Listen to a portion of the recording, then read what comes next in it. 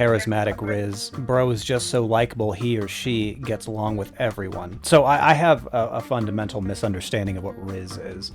I thought rizz was like romantic charisma. Rizz is just like charisma, like you can get like the girl, like flirtiness charisma. So yeah, I guess it is romantic charisma in a way. So this guy has charismatic romantic charisma. Is that...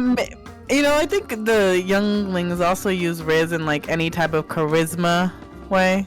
Because technically it just means charisma. Man, I'm old. Yeah. But yeah, ESTPs have the rizz. The rizz. They have the rizz. That's a thing, right? Gosh. So, and they have it. Toxic rizz. Mastered the art of manipulation. That's accurate. If you're an INTJ personality type, you might have some weird behaviors that you are not even aware of. That's true, because INTJs have this issue with perspectives of other people, so they don't realize that they're pissing everyone off. I have a friend who I've known for 14 years, and I can always tell when she's getting annoyed, because she'll be like, yeah, just the very sight of you breathing is enough to piss me off. I'm going away now. Oh. So I guess that kind of comes over time. Yeah, I get something similar when I see Frank James, out of sheer jealousy. Next one is... INTJs can have angry outbursts. Okay, so I mean, they're kind of painting this picture that INTJs are these time bombs, right? Like, because things are going to go wrong in life. Now, the thing is that INTJs, I don't often see them get emotional. I have seen them be emotional. It can happen, but more often than not, it's way easier for them to just pass the blame onto someone else and then say, okay, well, it's someone else's fault. I don't need to get mad about this. Number 5, INTJs are not fans of receiving compliments. I'm not sure I understand. I'm not fans of receiving compliments. Like, does that mean that they outwardly say, oh, no, it's no big deal. It's, fine, I'm just doing my job kind of thing? Or is, and then on the inside, they're like, oh, yeah, I know I'm the best, because that's actually how they think. My issue with that one is, actually, I've seen the exact opposite. They want you to acknowledge that they are the best. Yeah, I'm not sure where they're getting this from exactly. Like, when you have introverted intuition in the lead position, you actually do believe that you are the best thing ever. Like, it's automatic. I don't see why they wouldn't want that validation from other people. Number 7, INTJs smile more with emojis than with their real faces. That's like all of society these days. Everyone's lost that sense of wonder now that we have just constant stimulation through media. Or is it just me? They definitely use more emojis. This is technically correct then. INTJs smile more with emojis, but so does everyone else these days. So no, I wouldn't use this information to find an INTJ near you. INTJs are insanely private. Are we talking about like privacy amongst strangers? Like every other human being? Like they're mostly private about? I mean, I'm not. I'm shameless. But what are they trying to tell me?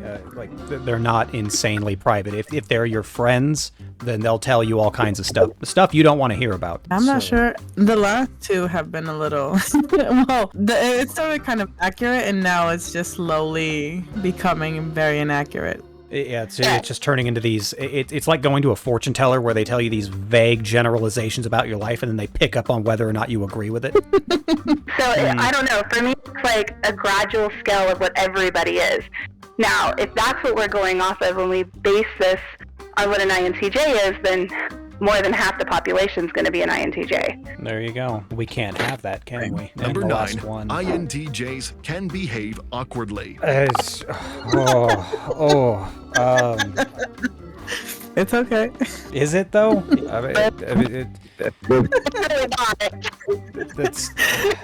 It's literally like going to a fortune teller. Like you make these broad generalizations about a specific type, and now, oh, that 12-year-old boy is acting extremely awkward. I guess he's an INTJ. Go f*** yourself. My God, I'm sick of them already. We're done. What's the next one? What's the next garbage I have to watch? Hey, I said I understood the assignment. No, I already did this one. Do you get your energy from yourself with your own activities and thoughts, introvert, or from interaction with the world around you? So I think I've already touched on this a number of times, but it's already bad enough that we have these horrible tests that everyone gets wrong, right? Like you take these tests and you could end up being any personality type because the tests are terrible. And then you condense it into a 4 questions test and then just hope that people get this correct. Smartest MBTI types. Here we go. Okay. I'm sorry, what?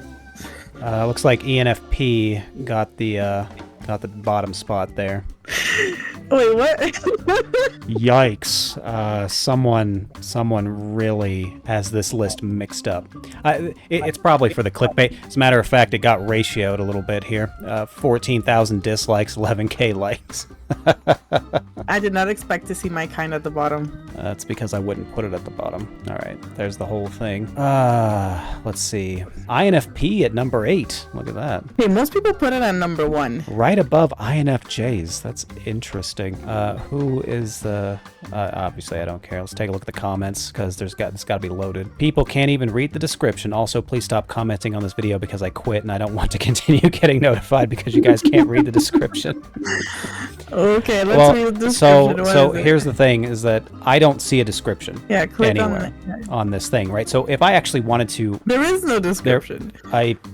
Okay. Source, trust me, bro, based on absolutely nothing. The ENFPs are really clever, by the way. I don't understand why they rank us so low. I got a lot of comments. Study found that MBTI types with the highest IQ were blah, blah, blah. I'm sure study source is my ass. All right, cool. And he's talking about the ENTP empath. Okay. I'm sure there are many of those. I am certain that it's 30 minutes long. I'm not watching it, but an ENTP empath. It's roughly the equivalent of talking about the INFP college professor on, astrophysics.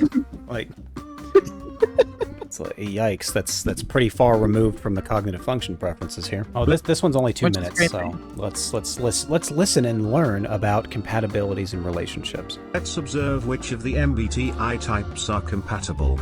ENFJ and INFP. They are like a romantic comedy. They bring out the best in each other and make each other laugh. Okay, they're like a romantic comedy. They bring out the best in each other and make each other laugh. So the scenario I'm thinking of is the INFP is not having a good day, right? Or probably a good not a good series of days. Okay. The ENFJ is all about bringing people together and sociability. Like, that's how they control people. If they're in a relationship and the ENFJ has to constantly explain why their partner doesn't want to be involved with other people, is that going to cause conflict in the relationship, or is it going to make it, turn it into a romantic comedy? All right, what's the next terrible one? ENTJ and INFP. Oh, no, not this. This is bad on a lot of levels. I don't even need to hear what shitty description they're going to give. The ENTJ does not give a shit about the INFP's feelings. Period. Do not care. If the INFP is not performing an essential function, they're gone. End of story. Like, that's not how it's not going to go well. They are like a dynamic duo. They complement each other perfectly and can conquer the world together. That was wrong. ENTP and INFJ. They are like Been a there, done team. that. They work together to solve the mysteries of life and love.